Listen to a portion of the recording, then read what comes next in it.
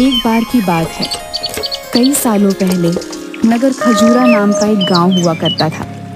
समुद्र के अत्यधिक पास होने के कारण वहां के सभी लोग पानी से जुड़े हुए काम को कर कर अपनी रोजी रोटी कमाते थे। उन्हीं में से एक था भीमा, मछुआरा, जो कि समुद्र के किनारे से मछलियां पकड़ने और उन्हें बेचने का काम किया करता था। अगले दिन समुद्र के किनारे के पास आज तो समुद्र के किनारे बहुत सारी मछलियां पड़ी हैं। लगता है कल कोई बड़ी लहर आई थी भैया। हाँ किशन, लग तो यही रहा है। आजकल समुद्र में भी बहुत उफान आने लगा है भैया। पहले की तरह शांति नहीं रहती।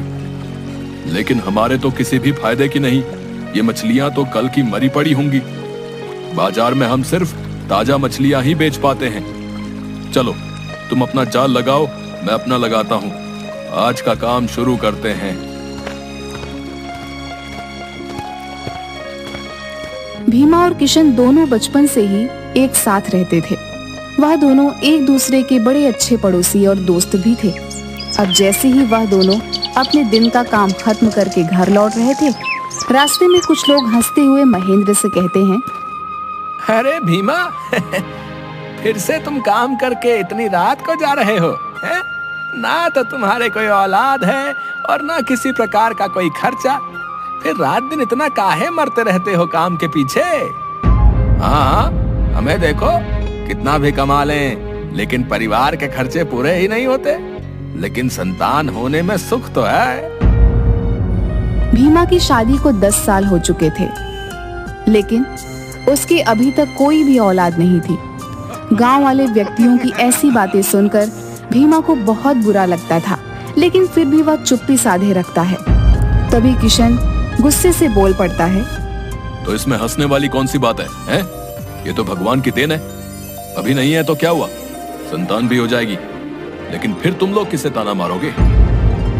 अरे हम तो बस इतना कह रहे थे कि अब बुढ़ापा आ चुका है। इतना तो कमाई कर ही लिए होंगे भीमा भैया की बाकी का जीवन सुकून से कट जाए है? आजकल तो किसी को सलाह देने का जमाना ही नहीं रहा भैया।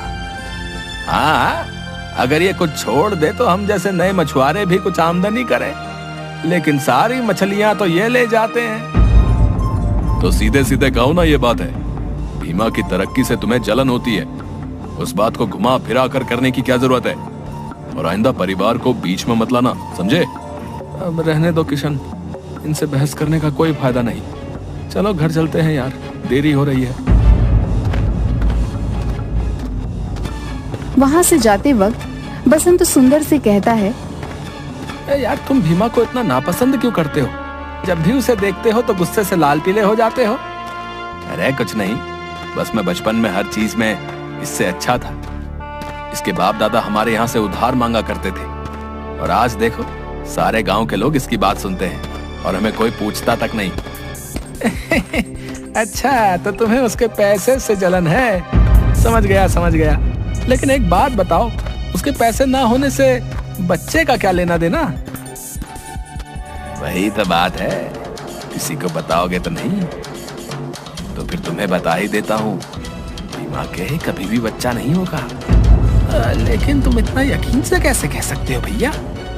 क्योंकि मैंने ही एक तांत्रिक से विद्या पढ़ाई हुई है कि उनको कभी बच्चा ना हो। सुंदर की ये बात सुनकर बसंत दंग रह जाता है, पर डर के कारण कुछ नहीं कहता। भीमा बचपन से ही मछुआरे होने का काम कर रहा था। वह अपने काम में बहुत माहिर था और उसकी आमदनी सभी मछुआरों से काफी ज्यादा थी। पैसे की उसे ज्यादा कोई कमी थी नहीं, परंतु फिर भी संतान न होने के कारण उसके जीवन में एक सूखापन था।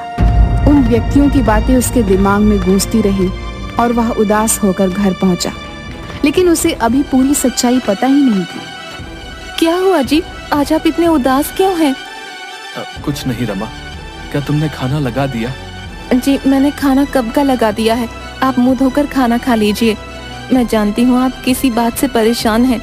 लोगों का तो काम है कहना। अब उनकी बातों पर ज्यादा ध्यान मत दीजिए, इससे आपकी सेहत पर असर पड़ेगा। हाँ रमा, मैं जानता हूँ मुझे इन लोगों की बातों से फर्क नहीं पड़ता, लेकिन दिन प दिन हमारी उम्र भी तो बढ़ती जा रही है। भगवान एक ना एक दिन सबकी सुनता है, बस आप उसका नाम लेकर आराम से सो जाइए। इस बात की ज्यादा चिंता मत करिए। अब तो मैंने सब ऊपर वाले पर ही छोड़ दिया है। यह बात करके रमा और भीमा दोनों दुखी मन से सो जाते हैं। अब अगले दिन रोज की तरह भीमा सुबह 5 बजे उठकर समुद्र के किनारे मछली पकड़ने पहुंच जाता है। अब वह रोज की तरह अपनी नौका में बैठकर समुद्र के बीच में जाकर अपना जाल फेंकता है और उसमें बहुत सारी मछलियां फंस जाती हैं। लेकिन उसमें से एक बहुत बड़ी गोल्डन कलर की मछली भी फंस जाती है। अब वह जैसे ही जाल ऊपर खींचता है तो वह देखता है कि वह मछली बोल रही थी, मुझे छोड़ दो मछुआरे, मैं कोई आम मछली नहीं हूँ। अगर तुम मुझे समुद्र में वापस छोड़ देते हो तो मैं तुम्हें तुम्हारी मनचाही इच्छा पूरी करने का वरदान दूंगी। पहले तो भीमा उस मछली को बोलते देख बहुत डर जाता है, पर बाद में अपने नरम स्वभाव के कारण वह मछली को मुस्कुराकर कहता है, मैं भगवान की दिव्य शक्तियों में विश्वास रखता हूँ। मैं तुम्हें अवश्य ही छोड़ दूंगा। अगर तुम बोल सकती हो तो तुम जरूर इंसानों की ही तरह किसी दूसरी दिव्य दुनिया से हो। इतना कहकर वह उस गोल्डन मछली को समुद्र में वापस छोड़ देता है। उस मछली को समुद्र में छोड़ते ही वह देखता है कि वह मछली एक सुंदर महिला में बदल जाती है। वह सफेद कपड़े पहने समुद्र के बीचों बीच खड़ी हो जाती है और भीमा से कहती है, मैं समुद्र में रहने वाले जीव जंतुओं की महारानी जल देवी हूँ। मैं गलती से राजमहल से दूर हो गई थी और समुद्र के किनारे आ गई थी। मैं तुम्हारी इस उदारता से बहुत प्रसन्न हूँ। बताओ तुम मुझसे क्या मांगना चाहते हो? धन, दौलत, मकान, जो तुम मांगना चाहो। सबसे पहले तो मैं समुद्र की रानी को प्रणाम करता हूँ। वैसे तो मुझे आपसे धन या दौलत जैसा कुछ नहीं चाहिए, परंतु मेरी कोई संतान नहीं है। अगर आप मुझे संतान प्राप्ति का आशीर्वाद देते तो मैं उसे जीवन दान की तरह समझूंगा।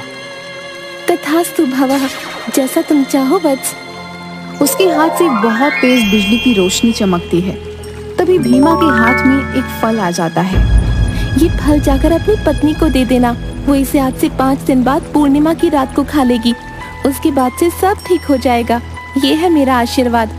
ध्यान रहे तुम मेरे बारे में और इस फल के बारे में किसी को कभी नहीं बता सकते। जी महारानी, मैं ध्यान रखूंगा। मैं अपनी पूरी कोशिश करूंगा कि मैं आपका सच गलती से भी किसी के सामने ना बोलूं।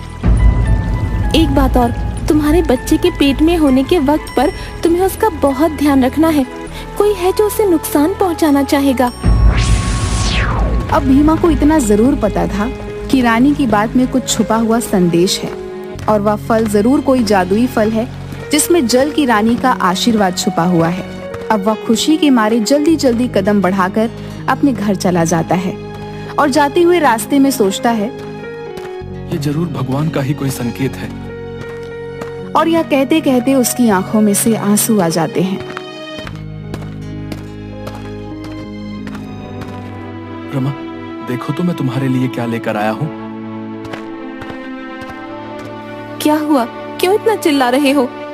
देखो मुझे आज क्या मिला। मैं रास्ते से जब घर आ रहा था तो एक बूढ़े बाबा ने आशीर्वाद में मुझे एक फल दिया और बोला कि इसे तुम्हें दे दूं। अच्छा इधर लाओ, मुझे दे दो। पर इसमें इतना खुश होने की बात क्या है? रमा बिना सारी सच्चाई जाने वह फल आराम से खा लेती है और उसे उस फल को खाता हुआ देख भीमा की आंखों में नमी और अपने भविष्य की आशा झलक पड़ती है। ठीक महारानी के कहे अनुसार उसने रमा को कुछ नहीं बताया। 2 महीने बाद रमा को अचानक से चक्कर और उल्टी जैसा महसूस होने लगा। पहले तो वो इसे आम बात समझकर टाल देती है, लेकिन जब 2-3 दिनों तक लगातार ये सब होता रहता है तब वह भीमा को जाकर बताती है। अजी सुनते हो, मेरी तबीयत 2-3 दिन से बहुत खराब है। रमा, तुमने मुझे पहले क्यों नहीं बताया? हमें तुरंत ही डॉक्टर के पास चलना चाहिए। अब वे दोनों डॉक्टर के पास जाते हैं, सारे चेकअप कराते हैं। कुछ ही देर बाद डॉक्टर आते हैं और बोलते हैं, भीमा जी, आपकी पत्नी बिल्कुल ठीक है। खुशखबरी की बात यह है कि ये प्रेग्नेंट है, पर क्योंकि ये लेट प्रेगनेंसी है, इन्हें अपना खास ख्याल रखना होगा। ये बात सुनकर भीमा और रमा खुशी से फूले नहीं समाते और डॉक्टर से कहते हैं, आपका बहुत बहुत धन्यवाद। हम बिल्कुल अपने बच्चे का खास ख्याल रखेंगे। भगवान ने बहुत दिनों बाद हमारी पुकार सुनी है। तभी ये बात सुंदर को पता चलती है। और भीमा के बाद वे उसके घर चला जाता है। भीमा, रमा भाभी, कोई घर पर है? हाँ सुंदर भैया, बोलिए। कुछ नहीं, खुशखबरी का पता चला तो हालचाल पूछने आ गया, और कुछ फल भी लाया था आपके लिए। अरे भैया, इसकी क्या जरूरत थी? आइए ना, बैठिए, भीमा आने वाले ही होंगे। नहीं, बस चलता हूँ।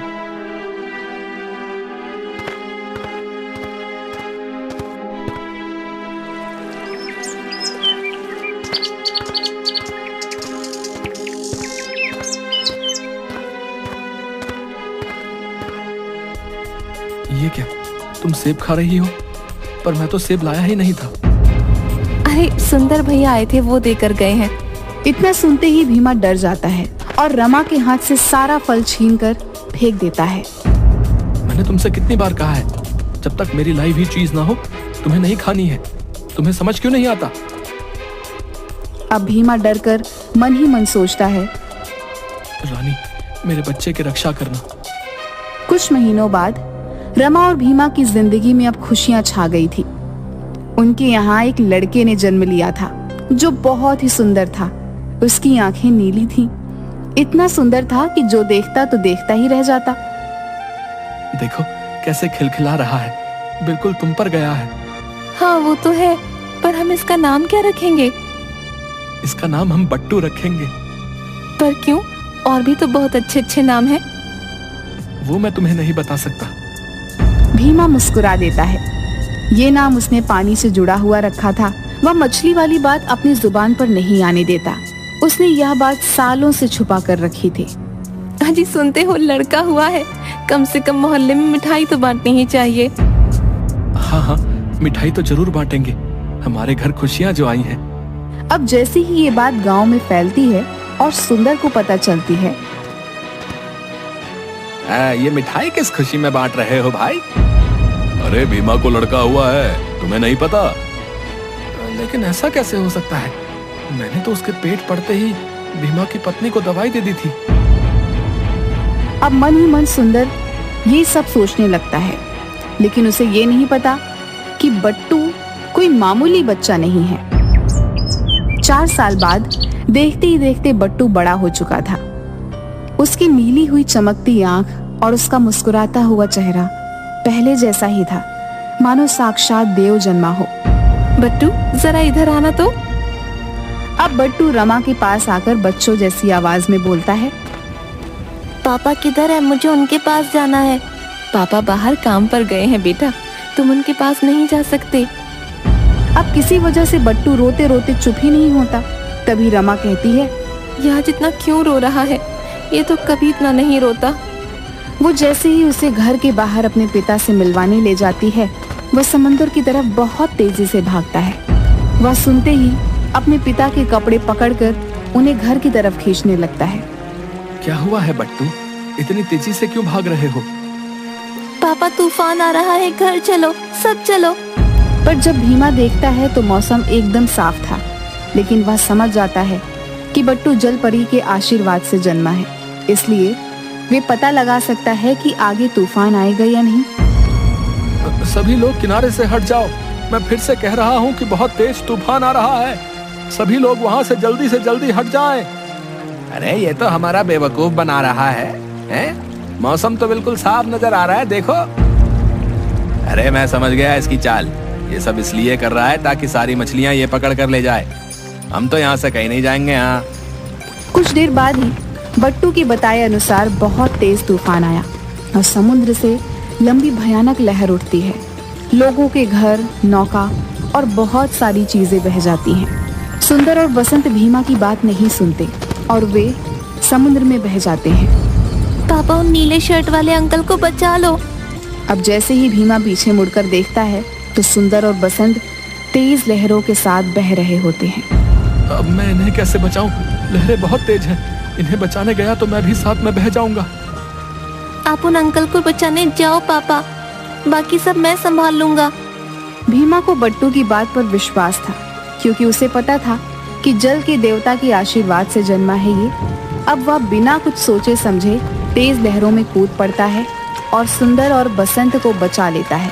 थोड़ी ही दूर खड़ा बट्टू समुद्र की ओर जल की रानी, जल की देवी को देखकर मुस्कुराने लगता है। तभी सुंदर और बसंत आते हैं और सुंदर बट्टू को गले से लगा लेता है। गले लगाते ही सुंदर फूट फूट कर रोने लगता है और कहता है, अगर आज तुम ना होते तो शायद हम सभी ना बच पाते। मैंने जलन के कारण हमेशा अपने जीवन में गलत चीजें की और उसका ही एक शिकार तुम जैसी नन्ही जान बन गई। मुझे माफ कर दो बेटे। कोई बात नहीं अंकल, मैं आपसे गुस्सा नहीं हूँ। इसके बाद वह बिना किसी डर के खुशी से रहने लगते हैं। बट्टू की इस मासूम भरी बात पर सभी जोर जोर से हंसने लगते हैं।